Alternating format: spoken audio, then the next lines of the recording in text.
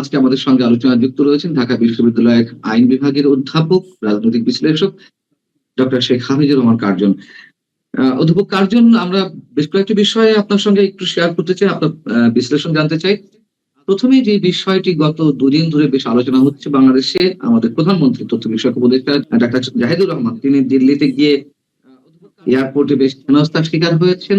নিশ্চয়ই আমরা তীব্র নিন্দা জানাই, কিন্তু ভারতের পক্ষ থেকে নানান ধরনের কথাবার্তা আমরা শুনতে পাচ্ছি। তিনি কূটনৈতিক পাসপোর্ট কেন নিয়ে যাননি, সাধারণ পাসপোর্ট কেন নিয়েছেন, তিনি সন্দেহভাজনদের তালিকায় ছিলেন, তার একটি ইউটিউব চ্যানেল ছিল আপনি জানেন, বা এখন আছে, সেটি বন্ধ করে দেওয়া হয়েছে আরো আগে।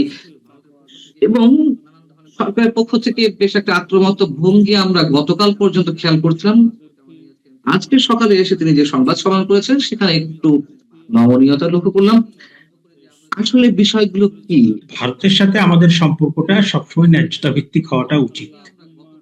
যে আমরা যে নতজানু হয়ে থাকবো বিষয়টা সেরকম না। আবার ভারত যে আপনার যেটাকে অনেকেই বলেন দাদাগিরি, সে দাদাগিরিটা করবেন সেটাও ঠিক না। আবার আমাদের মনে রাখা দরকার যে 1971 সালে আমাদের মুক্তিযুদ্ধের সময় তারা যে সহযোগিতা করেছে। তবে এটা ঠিক যে আপনার বৃহৎ প্রতিবেশী, তার চারপাশের যে প্রতিবেশী যারা থাকে তাদের ব্যাপারে কিন্তু খুব কনসার্ন থাকে। কারণ আপনি দেখেন যে মিয়ানমারের সাথে চীনের কিন্তু অনেক বড় একটা সীমান্ত আছে। তো এই মিয়ানমারের যে জান্তা সরকার তাকেও চীন সহযোগিতা দেয়, আবার তার যে জান্তা সরকারের যে বিদ্রোহী গোষ্ঠী তাদেরও কিন্তু আপনার সহযোগিতা দেয়।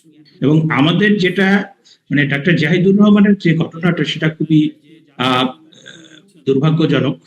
এবং প্রথম দিকে গতকাল আমরা যেরকম খবর টবর দেখেছি, আজকে দেখলাম অনেকটা নমনীয়। এবং আমার কাছে মনে হয় যে উনি যদি লাল পাসপোর্টটা ব্যবহার করতেন এবং প্রথম দিন যে তথ্যগুলো পেয়েছি তার পরের দিন আমরা আরো বেশি তথ্য পেলাম। এবং আমার মনে হয় যে কূটনৈতিক সম্পর্কের ক্ষেত্রে খুবই প্রফেশনাল, খুবই পরিপক্ক এবং খুবই আপনার পেশাদারিত্বের পরিচয় দেওয়া উচিত। এবং ভারতের সাথে সম্পর্ক খারাপ করে অনেক বেশি আমরা ভারতের উপর নির্ভরশীল।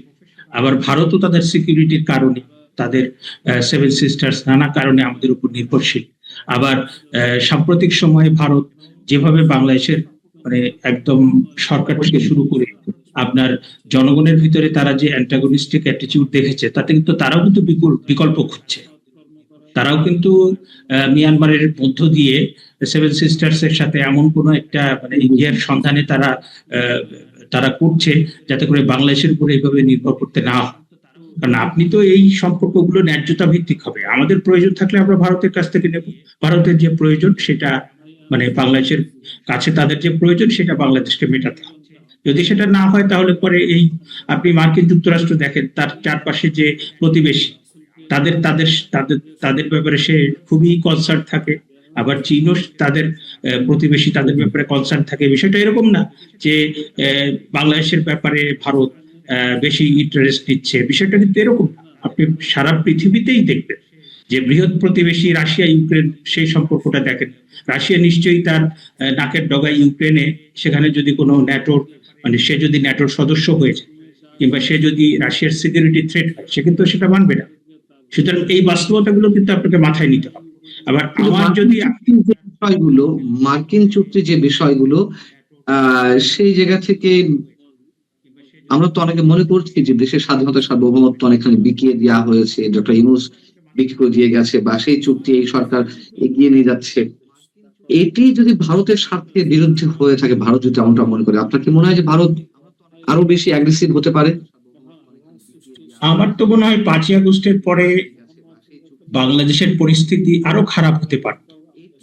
এটা ভারত পাশে থাকার কারণে, কারণ আমরা শুনেছি যে সিরিয়া, লিবিয়া সেরকম একটা অবস্থা বাংলাদেশের করে দিতে চায় মার্কিন যুক্তরাষ্ট্র। তাহলে তার যে স্বার্থ সিদ্ধি, এখানে আপনার বিমান সামরিক ঘাঁটি করা, তারপরে এখানকার যে সমুদ্র বন্দর সেটা তার পছন্দের যে আপনার প্রতিষ্ঠান তাকে দিয়ে দেওয়া, এই সমস্ত কারণে আপনার এখন মানে পৃথিবীর একটা বড় জিনিস মানে বড় স্বার্থ ইন্দো প্যাসিফিক যে এলাকাটা সেটা নিয়ে কেন্দ্রীভূত হচ্ছে। এবং সেই জায়গাতে আপনার চীনের একটা বড় স্টেক আছে এবং তাদের একটা ভালো প্রভাবও আছে। সেই প্রভাব বলয়ে আসার জন্য এই আপনার বাংলাদেশটা খুবই গুরুত্বপূর্ণ হয়ে উঠেছে গত বেশ কিছু বছর ধরে, এবং সেই জন্য কিন্তু তারা এই পুরো বিষয়টা টার্গেট করে তারা অগ্রসর হচ্ছে। কিন্তু এইখানে ধরেন যে মার্কিন যুক্তরাষ্ট্র যেভাবে চাচ্ছে এখানকার সে অবস্থান নিতে, সেইটা কিন্তু ভারতের স্বার্থের সাথে সাংঘর্ষিক, আবার একই সাথে চীনের স্বার্থের সাথেও সাংঘর্ষিক। সুতরাং এই যে আপনার একটা প্রক্সি ওয়ারের মধ্যে আমরা চলে গিয়েছি, এই সময়টাতে আমাদের কূটনীতি কিন্তু অনেক বেশি পরিপক্ক হওয়া উচিত। আবার একই সাথে আমাদের যে রাজনৈতিক দলগুলো তাদেরও কিন্তু মানে জাতীয় স্বার্থে মানে তাদের ঐক্যবদ্ধ থাকাটা উচিত ছিল। এটা ঐক্যবদ্ধ না থাকার কারণে আমরা কিন্তু আমাদের স্বার্থ, জাতীয় স্বার্থ সঠিকভাবে সংরক্ষণ করতে পারছি না। সাবেক আইজিপি ডক্টর বেনজির আহমেদ দুবাইয়ে তিনি অ্যারেস্ট হয়েছেন ইন্টারপোলের সহযোগিতায়, এবং সেটির খবর জানাতে গিয়ে আমাদের স্বরাষ্ট্রমন্ত্রী জাতীয় সংসদে বললেন যে এটি আমাদের পুলিশের ঐতিহাসিক ভূমিকা। এখানে আমাদের পুলিশের কি ভূমিকা আছে আমি জানি না, আপনি হয়তো ভালো বিশ্লেষণ করতে পারবেন আইনের অধ্যাপক হিসেবে।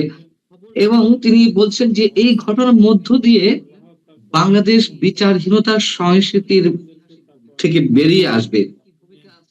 আসলে কি তাই আপনি মনে করেন যে এটির মধ্য দিয়ে মানে আমরা কোনো সিমটম খুঁজে পাচ্ছি বিচারহীনতার সংস্কৃতির পথে বেরিয়ে আসার? যদি তাই হয়ে থাকে তাহলে ডক্টর ইউনূসের বিরুদ্ধে যে এত অসংখ্য অভিযোগ, ডক্টর ইউনূস সরকারের উপদেষ্টাদের বিরুদ্ধে দুর্নীতি থেকে শুরু করে আরো আরো নানান বিষয়ে দেশ বিকিয়ে দেওয়া, দেশের স্বাধীনতার সার্বভৌমত্ব হুমকির মধ্যে ফেলা এবং উপদেষ্টাদের বিরুদ্ধে নানান ধরনের অভিযোগ, এই সরকার তো বিচারের মানে প্রতিশ্রুতিদের জায়গা থেকে কিংবা আইনের জায়গা থেকে তাদের মানে ৬৩ স্পষ্ট করার সাহস সম্ভবত এখনো পর্যন্ত পেল না। কি বলবেন আপনি? এবং বিশেষ করে হামে যখন আক্রান্ত হয়ে সরকারি হিসেবে প্রায় ৭০০ শিশুর মৃত্যু হয়েছে, সে বিষয়ে আন্তর্জাতিক সংস্থাগুলো বলছে মানে ইউনিসেফ থেকে শুরু করে বিশেষজ্ঞ সংস্থা ডক্টর ইউনূস সরকার দায়ী, সেখানে তা নিয়ে টু শব্দটি পর্যন্ত নেই। তাহলে বিচারহীনতার সংস্কৃতি থেকে আমরা কিভাবে বেরিয়ে আসতে পারছি?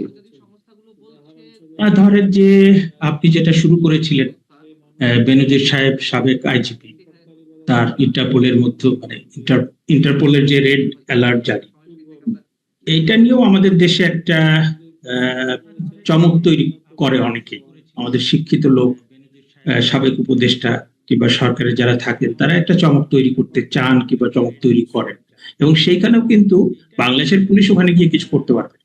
এবং যে পুলিশ, ইন্ডিয়া পুলিশের জুরিসডিকশন তার দেশের ভেতরে, বাংলাদেশের পুলিশের জুরিসডিকশন তার দেশের ভেতরে, তো ওইখানে দুবাই পুলিশ যে ওখানকার জুরিসডিকশন তার ভেতরে, ওই দেশের আইন অনুযায়ী যদি কোনো অপরাধ হয়, তার বিরুদ্ধে যদি কোনো পরোয়ানা জারি হয়, তার বিরুদ্ধে যদি কোনো অভিযোগ থাকে, পুলিশের যদি এখতিয়ার থাকে তাহলে তাকে গ্রেপ্তার হয়েছেন উনি। এখন আপনি তাদের সাথে আমার প্রত্যর্পণ চুক্তি নেই, এক্সট্রাডিশন ট্রিটি নেই তাদের সাথে। সুতরাং আপনি যদি বেনজির সাহেবকে আনতে চান তাহলে পরে আপনার এখানে স্বরাষ্ট্র মন্ত্রণালয় থেকে আপনার নোট তৈরি করতে হবে যে ওনার বিরুদ্ধে দুদকের এই মামলা আছে, কিংবা ফৌজদারি কোনো মামলা যদি থেকে থাকে দুর্নীতি সহ, তাহলে সেইটা পররাষ্ট্র মন্ত্রণালয়ের মাধ্যমে ওখানকার পররাষ্ট্র মন্ত্রণালয় ওখানে পাঠাতে হবে। তখন সেখানকার স্বরাষ্ট্র মন্ত্রণালয় সবকিছু বিবেচনা করে তাদের আমাদের সরকার যদি অনুরোধ করে যে তাকে আমাদের কাছে দেয়া হোক, তখন তাকে আনা যাবে। এর ভিতরে অনেক কিন্তু আছে, অনেক আপনার প্রসিডিউরাল বিষয় আছে।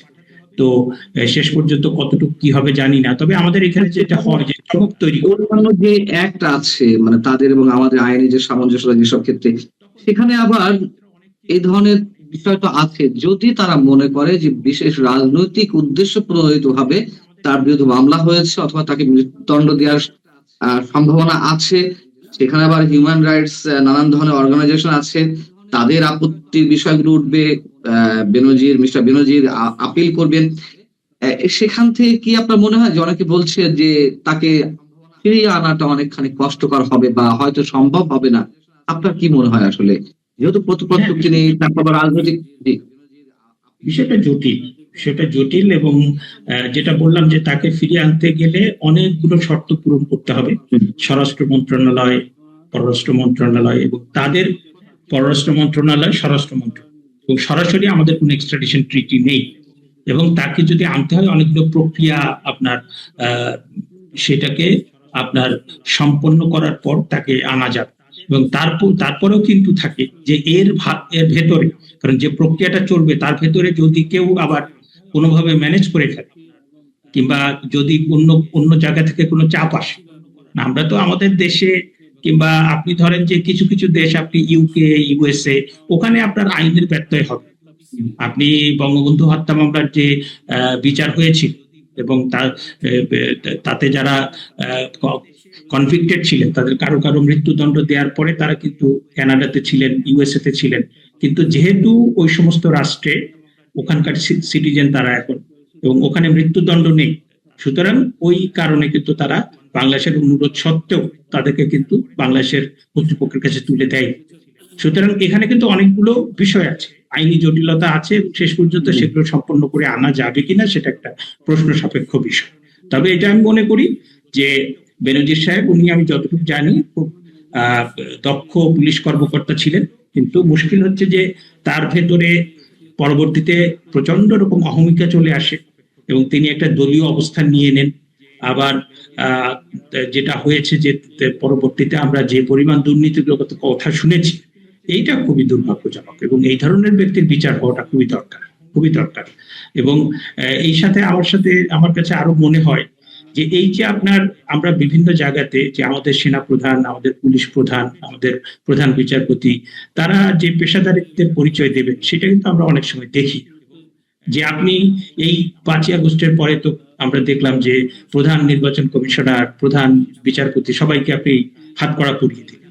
তা আপনার ইউনূস সাহেবের সময় যে আপনার প্রধান বিচারপতি ছিলেন, তিনি তো পেশাদারিত্বের সাথে দায়িত্ব পালন করেন, কারণ ওই সময়টা কিন্তু আপনি জেলে ছিলেন, এবং তখন কিন্তু তার যে উপদেষ্টা, তারা সবাই বলেছিলেন যে জামিনও দেওয়া যাবে, মিথ্যা মামলায় যাদের গ্রেপ্তার করা হয়েছে তাদের জামিনও দেওয়া যাবে।